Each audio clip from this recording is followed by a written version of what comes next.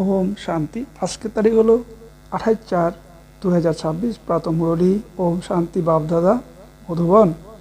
মিষ্টি বাচ্চারা, বাবার মতন লাভলি হওয়ার জন্য নিজেকে আত্মা বিন্দু নিশ্চয় করে বিন্দু বাবাকে স্মরণ করো। প্রশ্ন: স্মরণে থাকার অত্যন্ত আন্তরিক পরিশ্রম গুপ্তরূপে প্রতিটি বাচ্চাকে করতে হবে কেন?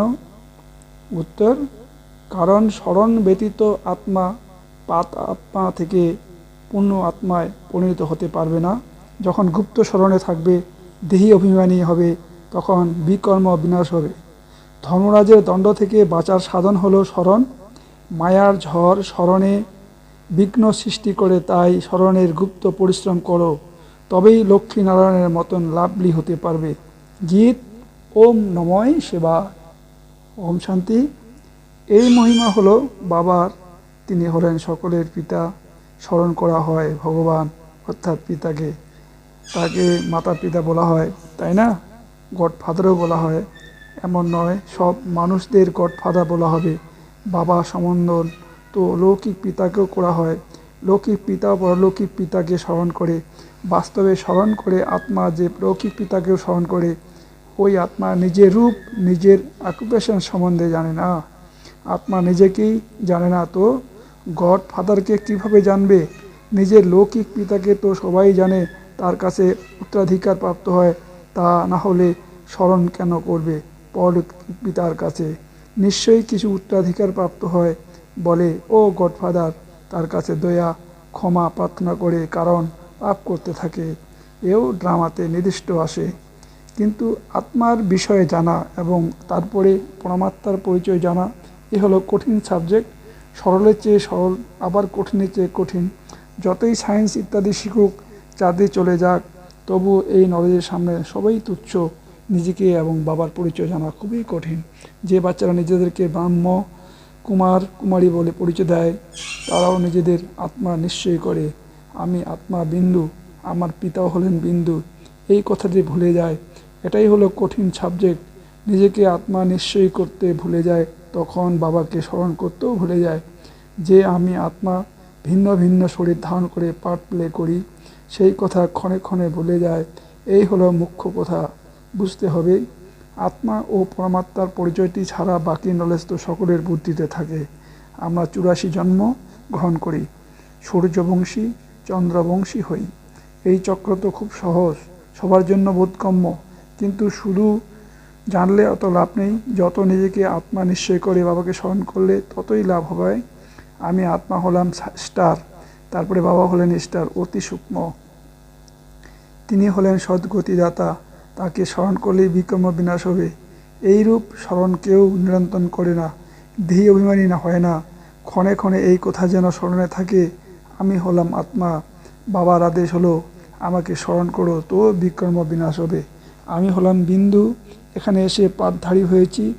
আমার মধ্যে 5টি বিকারের জং পড়ে গেছে, লৌহ যুগে আসি, এখন স্বর্ণ যুগে যেতে হবে। তাই বাবাকে খুব ভালোবেসে স্মরণ করতে হবে। এই রূপ বাবাকে স্মরণ করলে মরিচা দূর হবে। এটাই হলো পরিশ্রম।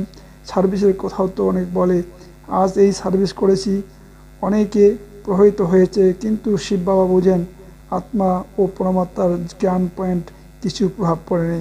ভারত হ্যাভেন ও হেল কীভাবে হয়, 84 জন্ম কীভাবে নেয়, শত রজতমতে কীভাবে আসে, শুধু এই কথা শুনে প্রভাবিত হয়।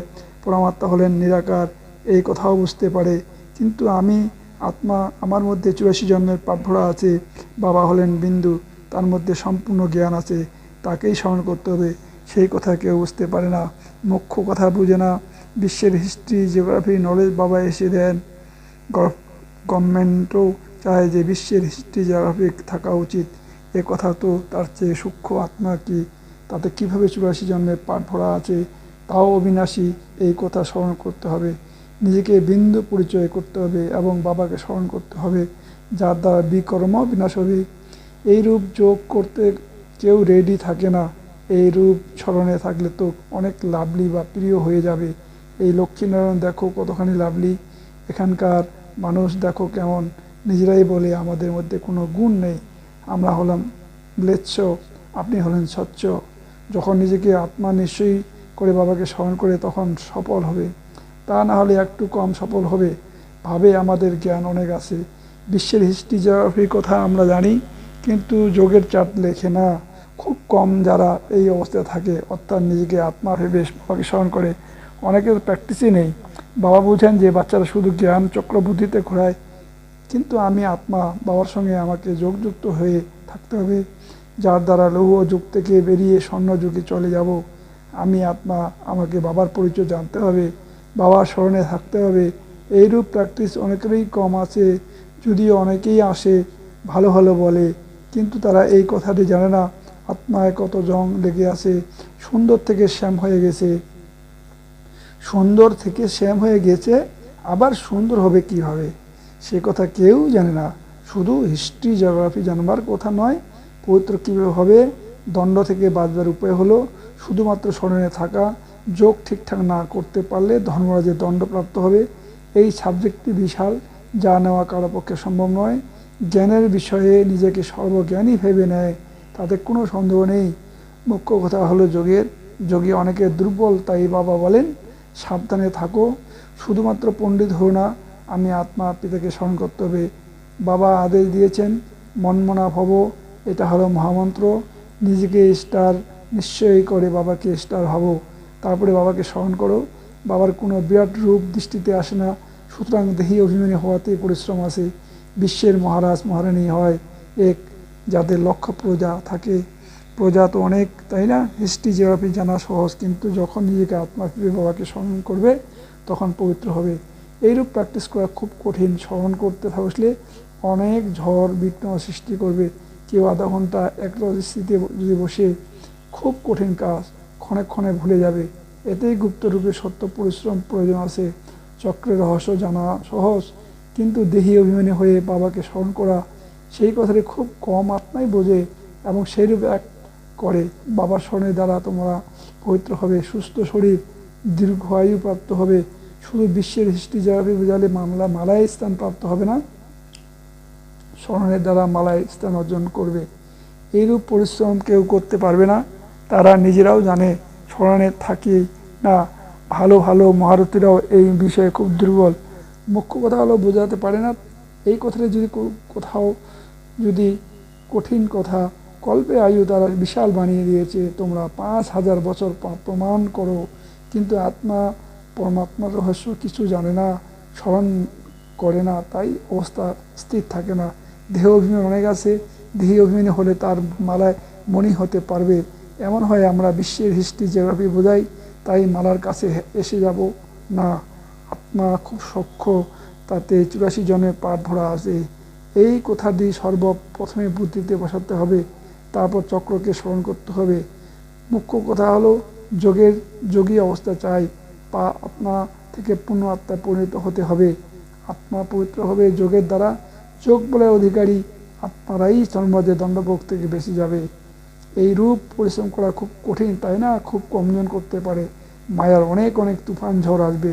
এটাই হলো গুপ্ত রূপে প্রতিটি হাড়ে হাড়ে পরিশ্রম করা। লক্ষ্মীনারায়ণ হওয়ার মাসির বাড়ি নয়, সহজ কথা নয়। এরূপ অভ্যাসী হলে চলতে ফিরতে বাবার স্মরণে থাকবে, একেই বলা হয় যোগ। যদিও এই জ্ঞানের কথা তো ছোট্ট বাচ্চারাও বুঝবে। চিত্রের সমস্ত যুগ ইত্যাদি আঁকা আছে। এই কথাটি সাধারণ, যখন কোনো কার্য শুরু করা হয় তখন স্বস্তিকা চিত্র বানানো হয়। এই চিহ্নটি হলো সত্যযুগ, ত্রেতা যুগের বাকি উপরের করে আছে সঙ্গম যুগ। সুতরাং প্রথমে নিজেকে আত্মা নিশ্চয় করে বাবাকে স্মরণ করতে থাকলেই তবেই সেই শান্তি প্রস্তুত হবে। যোগের দ্বারা বিক্রম বিনাশ হবে। সম্পূর্ণ দুনিয়া এই কথাটি ভুলে গেছে। আত্মা ও পরমাত্মার বিষয়ে কেউ বলে পরমাত্মা হলেন হাজার সূর্যের চেয়েও আলোকময়, কিন্তু তা কি করে সম্ভব? একদিকে বলে আত্মাই সেই পরমাত্মা, তাহলে দুইজনে এক হয়ে গেল, তাই না? ছোট বড় কোনো তফাৎ থাকবে না। এই বিষয়ে বোঝাতে হবে আত্মার রূপ হলো বিন্দু, আত্মাই সেই পরমাত্মা, অর্থাৎ পরমাত্মার স্বরূপ হলো বিন্দু, তাই না? এতে কোনো তফাৎ নেই। সবাই পরমাত্মা হলে তো সবাই রচয়িতা হয়ে যায়। সকলে সদ্গতি করেন একমাত্র বাবা। যদিও প্রত্যেকের নিজস্ব পাঠ রয়েছে, এই কথাটি বুদ্ধি দিয়ে বুঝতে হবে। বাবা বলেন আমাকে স্মরণ করো, তাহলে কাঠ বা দাগ মিটে যাবে। এটাই হলো পরিশ্রম। একে তো অর্ধকল্প দেহ অভিমানী হয়ে ছিলে। সত্যযুগ দেহ অভিমানী থেকেও বাবার পরিচয় জানবে না, জ্ঞানের কথাও জানবে না। এই সময়ে তোমরা নলেজ প্রাপ্ত করো। সেই নলেজ লুপ্ত হয় সেখানে শুধু এইটুকু জানবে যে আমরা আত্মা এক শরীরে ত্যাগ করে অন্য ধারণ করি, পার্ট প্লে করি, এতে চিন্তার কিছু নেই। প্রত্যেককে নিজস্ব পার্ট প্লে করতে হবে। কাঁদলে কি হবে এই কথাটি বোঝানো হয়। যদি বুঝতে পারে তাহলে শান্তি পাবে, নিজেরা বুঝলে অন্যদেরও বুঝাবে। বয়স্ক মানুষ বুঝায় কাঁদলে কি ফিরে আসবে, শরীর ত্যাগ করে আত্মা বেরিয়ে গেছে, এতে কাঁদার কিছু নেই। জ্ঞানহীন অবস্থায় বোধ এমনই ছিল, কিন্তু তারা তো জানে না যে আত্মা ও পরমাত্মা কী জিনিস। আত্মায় খাপ পড়েছে, তারা তো ভাবে আত্মা হলো নিলিপ্ত। সুতরাং এসব হলো সূক্ষ্ম সূক্ষ্ম কথা বাবা জানেন। অনেক বাচ্চারা স্মরণে থাকে না, শুধু বোঝালে কী হবে, খুব ভালো অনুভূতি হয়েছে কিন্তু তাতে তার কল্যাণ হলো না। আত্মা পরমাত্মার পরিচয় প্রাপ্ত হলে যথাযথভাবে বুঝবে আমরা তারই সন্তান। বাবা হলেন পতিত পাবন, এসে আমাদেরকে দুঃখ থেকে মুক্ত করেন। তিনি হলেন বিন্দুস্বরূপ। তো অতএব বাবাকে নিরন্তর স্মরণ করতে হবে। যদিও হিস্ট্রি জিওগ্রাফি জানা কোনো বিশেষ কথা নয়, যতই বুঝতে আসুক, কিন্তু সেই স্থিতি স্থির হয়ে থাকুক যে আমি আত্মা, এতেই পরিশ্রম আছে। আত্মা পরমাত্মার কথা তো আমাদেরকে বাবা এসেই বুঝান। সৃষ্টিচক্র তো খুব সহজ, যতখানি সম্ভব উঠতে বসতে দেহি অভিমানী থাকার পরিশ্রম করতে হবে। দেহি অভিমানী খুব শান্ত থাকে, তারা ভাবে আমাদের সাইলেন্স যেতে হবে, নিরাকারী দুনিয়ায় গিয়ে বিরাজিত হতে হবে। আমাদের পাঠ এখন পূর্ণ হয়েছে, তারা বুঝবে বাবার স্বরূপ খুব সূক্ষ্ম। উনি বিশাল লিঙ্গ স্বরূপ নন, বাবা খুবই সূক্ষ্ম, তিনি নলেজফুল, সর্বজন্মে সদ্গতিদাতা। আমি আত্মা নলেজফুল হচ্ছি, এমন চিন্তন করলে তবে উচ্চ পদে অধিকারী হবে। দুনিয়ায় কেউ আত্মা ও পরমাত্মা পরিচয় জানে না। তোমরা ব্রাহ্মণরা এখন জেনেছ, সন্ন্যাসীরাও জানে না, তারা এসে বুঝবেও না। তারা তো সবাই নিজের নিজের ধর্মে আসবে, হিসেব নিকেশ মিটিয়ে ফিরে যাবে। তোমাদের এইরূপ পরিশ্রম করলে বাবার কাছে উত্তরকে প্রাপ্ত হবে। এখন পুনরায় দেহি অভিমানী হতে হবে। হৃদয়ে তো আছে আত্মাতে, তাই না? আত্মাকে বাবার সঙ্গে হৃদয়ে যুক্ত করতে হবে। হৃদয় শরীরে নেই, শরীরে তো সবই স্থূল অর্গান আছে। অন্তরকে বাবার সাথে যুক্ত করা, এই কাজটি হলো আত্মা। নিজেকে আত্মা ভেবে পরমাত্মার সঙ্গে হৃদয়টিকে যোগ করতে হবে।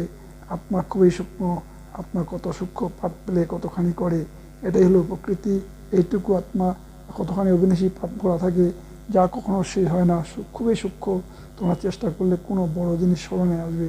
আমি আত্মা সূক্ষ্ম স্টার, তো বাবাও হলেন সূক্ষ্ম। বাচ্চারা তোমাদের সর্বপ্রথমে এই পরিশ্রম করতে হবে। এত সূক্ষ্ম আত্মায় এই সময়ে পতিত হয়েছে, আত্মাকে পবিত্র করার এই হলো উপায়। পড়াশোনা করতে হবে, তারপরে খেলাধুলা তো আলাদা কথা। খেলা করাও একটা দক্ষতা। পড়াশোনার দ্বারা পদমর্যাদা প্রাপ্ত হবে, খেলাধুলার দ্বারা পদমর্যাদা প্রাপ্ত হয় না। খেলা ইত্যাদি ডিপার্টমেন্ট আলাদা, তার সঙ্গে জ্ঞান বা যোগের কানেকশন নেই। এই ভোগ ইত্যাদি অর্পণ করা হলেও এক প্রকারের খেলা। মুখ্য কথা হলো স্মরণের। আচ্ছা, মিষ্টি মিষ্টি হারানেদি বাচ্চাদের প্রতি মাতা পিতা বাপদাদার স্মরণে স্নেহ সুমনা সুপ্রভাত। আপনাদের পিতা তার আত্মারূপী বাচ্চাদেরকে জানাচ্ছেন নমস্কার। ধারণার জন্য মুখ্য সাহার 1 নাম্বার, ধর্ম রাজ্যের দণ্ডের থেকে বাঁচার জন্য স্মরণে গুরুত্ব পরিশ্রম করতে হবে। পবিত্র হওয়ার উপায় হলো নিজেকে আত্মা বিন্দু নিশ্চয় করে বিন্দু বাবাকে স্মরণ করা। জ্ঞানের ক্ষেত্রে নিজেকে সর্বজ্ঞানী ভাববে না, এক রহস্য অবস্থা বানানোর প্র্যাকটিস করতে হবে। বাবার যা আদেশ সেই আদেশ পালন করতে হবে। বরদান, প্রতিটি কর্ম করার সময় কমল আসনে বিরাজমান থাকা সহজ বা নিরন্তর যোগী ভব। নিরন্তর যোগযুক্ত থাকার জন্য কমল পুষ্পের আসনের উপর সদা বিরাজমান থাকো। কিন্তু কমল আসনের উপর তারাই স্থির থাকতে পারে যারা লাইট থাকে, কোনো প্রকারে বোঝা অর্থাৎ বন্ধন থাকে না। মনের সংকল্পের বোঝা, সংস্কারের বোঝা, দুনিয়ার বিনাশী জিনিসের প্রতি আকর্ষণের বোঝা, লৌকিক সম্বন্ধীদের মমতার বোঝা। যখন এইসব বোঝা সমাপ্ত হয়ে যাবে, তখন কমল আসনের উপর বিরাজমান নিরন্তর যোগী হতে পারবে। স্লোগান, সহনশীলতার গুণ ধারণ করে নাও, তাহলে অসত্যতার আশ্রয় নিতে হবে না। অব্যক্ত ইশারা মহান হওয়ার জন্য মধুরতা আর নম্রতা গুণ ধারণ করো। কারোর সংস্কার সরল আর মধুর হয়, তো সেই সংস্কার স্বরূপে আসে। যখন সংস্কার বাপদাদার সমান হয়ে যাবে, তখন বাপদাদার স্বরূপে সকলের কাছে প্রত্যক্ষ হবে। যেরকম বাপদাদার গুণ হুবহু সেই রকম গুণ, সেই কর্তব্য, সেই বাণী, সেই সংকল্প অনুভব হবে, সকলের মুখ থেকে বেরিয়ে আসবে। একে দেখে তো শিব বাবাই মনে হচ্ছে। ওম শান্তি, ওম শান্তি, ওম শান্তি, ওম শান্তি।